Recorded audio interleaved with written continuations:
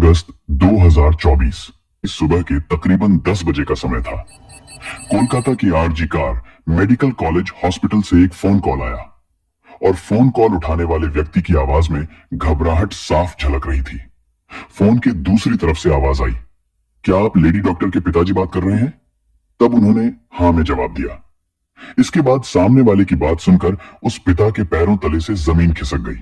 उसने कहा, जितनी जल्दी हो सके आप अस्पताल पहुंचे, आपकी बेटी की तबीयत बहुत ज्यादा खराब है। पिता को इस खबर पर यकीन नहीं हुआ। उनकी बेटी जो एक समर्पित डॉक्टर थी, रात में बिल्कुल ठीक थी, अचानक से उसे ऐसा क्या हो गया? वह कुछ पूछ पाते इससे पहले ही फोन कट गया।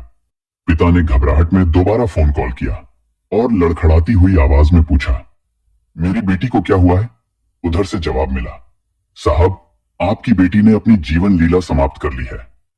यह शब्द सुनते ही पिता की आंखों में आंसू उमड़ आए। उनकी बेटी जो हमेशा मुस्कुराती रहती थी, जिसने हर दिन न जाने कितने मरीजों को नया जीवन दिया, वह अब इस दुनिया में नहीं रही। बेटी की खबर सुनते ही मां भी फूट फूट कर रोने लगी। वो टूट चुके थे, लेकिन अब बिना देरी किए वो दोनों अस्पताल की ओर रवाना हुए। लेकिन उन्हें नहीं पता था कि जब तक वे अस्पताल पहुंचेंगे यह खबर पूरे शहर में आग की तरह फैल चुकी होगी। अस्पताल के बाहर भीड़ का जमावड़ा शुरू हो चुका था। हर कोई हैरान था, गुस्से में था कि ऐसा कैसे हो सकता है। वह कौन था जिसने इस निर्दोष डॉक्टर की जान ली? और सबसे बड़ी बात, आखिर क्यों? इस बीच न केवल डॉक्टर और नर्सें बल्कि आम जनता भी सड़कों पर उतर आई। हर किसी की एक ही मांग थी, सीबीआई जांच और जस्टिस। इस घटना ने इंसानियत को शर्मसार कर दिया था। जिसने भी इस खबर को सुना वो हक्का बक्का रह गया। लेकिन कहानी यही खत्म नहीं होती है, ये तो बस शुरुआत है। इस दर्दनाक घटना के पीछे छिपा सच क्या है? कौन है इस बर्बरता का जिम्मेदार और क्यों? इन सवालों के जवाब जानने के लिए हमें इस रहस्य की तह तक जाना होगा।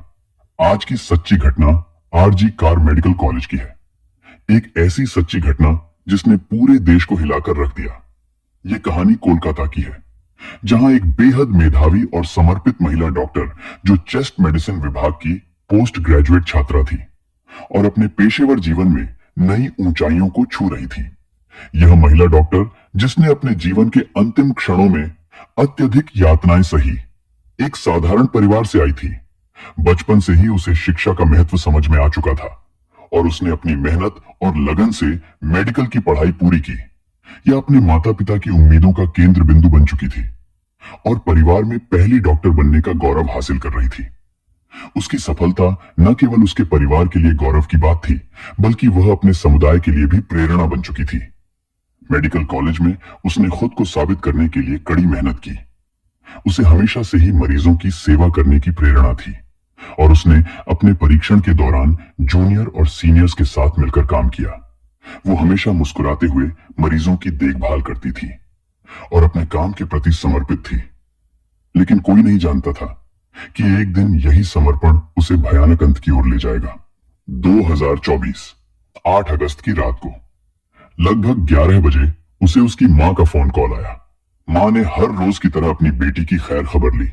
डॉक्टर ने फिर मुस्कुराते हुए जवाब दिया, मां मैं ठीक हूं। उस समय वह मरीजों को देखने जा रही थी या उनका आखिरी संवाद था। मां को यह संतोष था कि उनकी बेटी अपने काम में व्यस्त है और सुरक्षित है, लेकिन नियति कुछ और ही खेल खेल रही थी। रात 12 बजे के आसपास जब सभी लोग अपनी थकान मिटाने के लिए सोने की तैयारी कर रहे थे, डॉक्टर अपने 2 जूनियर सहयोगियों के साथ बैठकर हंसी मजाक के बीच खाना खाया। खाना खाने के बाद उन्होंने कहा कि वे काफी थकी हुई हैं और अब सोने के लिए चौथी मंजिल पर स्थित सेमिनार हॉल में जा रही हैं। किसी ने सोचा भी नहीं था कि वह आखिरी बार होगा जब वह किसी के साथ मुस्कुराते हुए देखी गई। 9 अगस्त की सुबह जब उसके पिता को वो भयानक और फोन कॉल आया, तो उन्होंने इस बात की जानकारी अपनी पत्नी को दी और दोनों ही घबराए हुए अस्पताल की ओर भागे। और जब वे अस्पताल पहुंचे तो वहां का दृश्य किसी नाइटमेयर से कम नहीं था। अस्पताल के गलियारों में अफरा तफरी का माहौल था। डॉक्टर का शरीर अर्धनग्न अवस्था में खून से लथपथ और जख्मों से भरा पड़ा था। डॉक्टर के शरीर पर जगह जगह चोट के निशान पाए गए और उनकी गर्दन की हड्डी टूटी हुई थी। आंखों, मुंह और निजी अंगों से खून बह रहा था।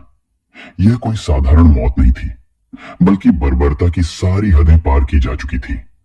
बेटी की हालत को देखकर पिता और मां दोनों टूट जाते हैं और अब कहने सुनने को कोई शब्द ही नहीं बचता। इस भयानक घटना की खबर ने पूरे अस्पताल के सभी डॉक्टरों, नर्सों और कर्मचारियों को हिलाकर रख दिया। जैसे ही ये खबर अस्पताल से बाहर निकली तो सोशल मीडिया पर आग की तरह फैलने लगे और पूरे शहर में गुस्से की लहर दौड़ गई। अस्पताल के बाहर लोगों का जमावड़ा होना शुरू हो गया। डॉक्टरों और नर्सों ने धरना प्रदर्शन शुरू कर दिया। लोगों की बस एक ही मांग थी, न्याय और दोषियों को सख्त से सख्त सजा देना। बढ़ते दबाव के चलते इस मामले की जांच बहुत तेजी से शुरू हुई। जांच अधिकारियों ने मामले की जांच शुरू की, लेकिन शुरुआत में अस्पताल प्रशासन ने इसे एक हत्या के रूप में पेश करने की कोशिश की थी। हालांकि घटना स्थल की स्थिति, महिला डॉक्टर के शरीर पर गहरे घाव और उसकी टूटी हुई गर्दन की हड्डी, यह सभी संकेत देते थे कि यह मामला साधारण तो बिल्कुल भी नहीं है, जो कि पोस्टमार्टम की रिपोर्ट ने साबित कर ही दिया था। जैसे जैसे मामला आगे बढ़ा, राजनीतिक नेताओं और सामाजिक संगठनों ने भी इस मामले पर दुख जताया। यह घटना केवल एक परिवार का दर्द नहीं, बल्कि पूरे समाज का सवाल बन गई थी। ममता बनर्जी की सरकार भी इस मामले को लेकर दबाव में आ गई थी। खैर, जांच के दौरान सेमिनार हॉल के पास के सीसीटीवी फुटेज खंगाले गए। इसमें कुछ संदिग्ध गतिविधियां देखी गई। जांच के दौरान संजय राय नामक एक व्यक्ति सामने आया, जो पुलिस कल्याण बोर्ड में सहायक रूप में कार्य करता था। वह अक्सर अस्पताल में आता जाता था और उसे संदेह की निगाह से अब देखा जाने लगा। उसी जांच के दौरान पुलिस को सेमिनार हॉल के पास एक ब्लूटूथ डिवाइस मिला। पुलिस ने जब उस ब्लूटूथ डिवाइस को चेक करना शुरू किया तो पता चला कि वह ब्लूटूथ डिवाइस बुरी हालत में टूटा हुआ था और यह डिवाइस संजय रॉय का निकला। फिर उसे तुरंत हिरासत में लिया गया। अब संजय राय का इतिहास और उसकी गतिविधियां किसी से छिपी नहीं हुई थी।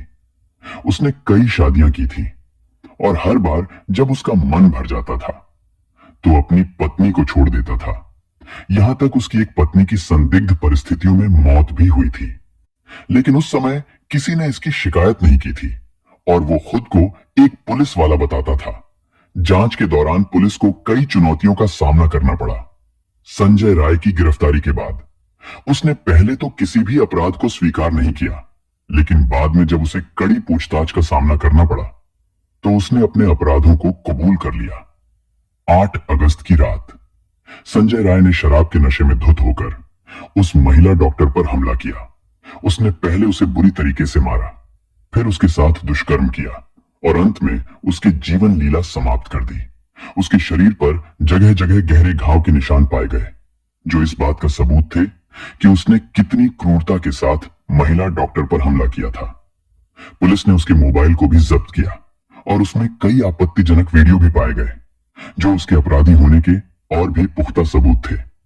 फिर पुलिस ने संजय रॉय के खिलाफ भारतीय न्याय संहिता की धारा 64 और धारा 103 के तहत मामला दर्ज किया और अदालत में उसे पेश किया, जहां पर उसे 23 अगस्त तक पुलिस रिमांड में रखे जाने की मंजूरी मिली।